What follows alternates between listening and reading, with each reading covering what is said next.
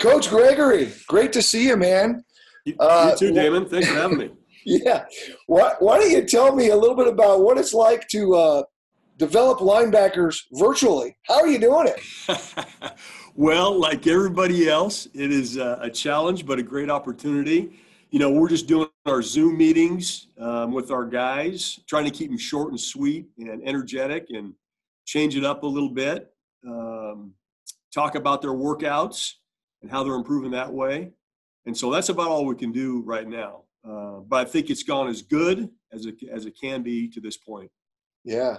So, a couple of seniors moving on, Brandon Wellington, Kyler Manu. Yeah. We saw Ulafoshio, Jackson Sermon get a lot of run down the stretch.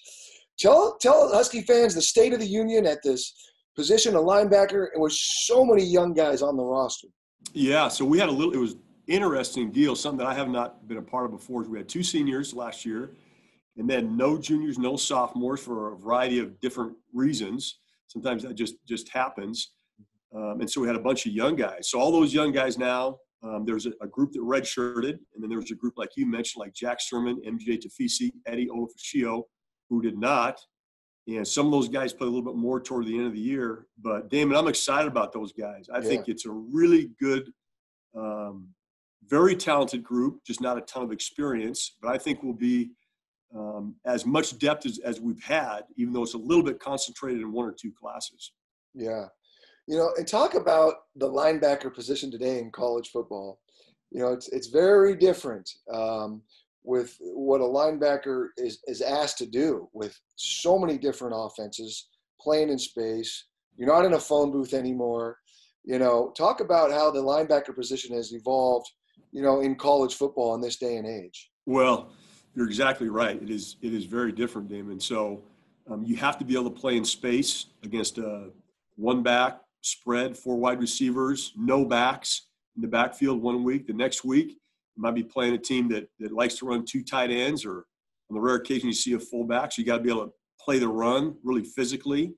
But really, I think the biggest thing that these kids have to do now is to be able to play in space, make plays in space, tackle in space, cover in space, man-to-man zone, make plays on the ball in space. And that takes a unique kid, just because there's so much of the spread, so to speak, or 1-back offenses that we're seeing. Yeah. Well, speaking of a linebacker's best friend, it's usually that big defensive lineman right in front of him. I'm sure BBK would tell you how important Vita Vea was to his progress and development over the course of his career. But Levi Onwuzurike coming back for his senior year, how excited are those linebackers to have him eating up offensive linemen with him coming back for another year? Oh, man, you're exactly right. Levi is really good. I mean, he's as good as we've had here. And you're right, as good as, I always give Coach Malloy a hard time because as his guys go, we all go, So those guys chew up blocks up front and make our life a lot easier. We're excited that Levi, Taki, Tuli, all those guys that are in front of us this year. Yeah. So not only do you coach the linebackers, but you run the special teams as well. And I think special teams took a big step forward last year in the kicking game. But there'll be some new faces out there this year, especially at punter. And so how do you anticipate the special teams unit looking this year? Yeah, great question. We did. It was a fun year last year on special teams. Certainly our specialists took a jump last year. I think everybody did. I mean, we had some really good special teams play out of people like Kyler Gordon, who's our special teams player of the year. Trent McDuffie was really good. Veterans like Miles Bryant. Eddie was very good. Ulafoshio, Elijah Molden, to name a few. But you're right. And so we're excited that Peyton and Tim Horn, our 2 kickers, are coming back. I think those guys are as good as there is. Peyton certainly took a step last year. We call him P-Money because he was money when we needed him. There's no question. But we will have a new punter, whether it's Tristan Brown, who's a JC guy, or Race Porter, who's here on the roster. And then possibly a new long snapper. We did scholarship a long snapper who's coming in from Arizona, Jaden Green. We also have Luke Lane on the roster, local product from Bellevue High. Yes. So both those kids will be vying for the long snapper spot. So there will be a couple new faces in terms of the actual specialist position. Yeah. No spring ball and all this competition. probably going to be bottled up into a short time frame before we get going here in 2020. What kind of an onus does that put on you to figure out who's going to be punting and who's going to be in here on the kick return game? And I'm sure you guys are talking about that every day, but this probably lack of practice time, competition time is going to be a big challenge for a lot of you guys.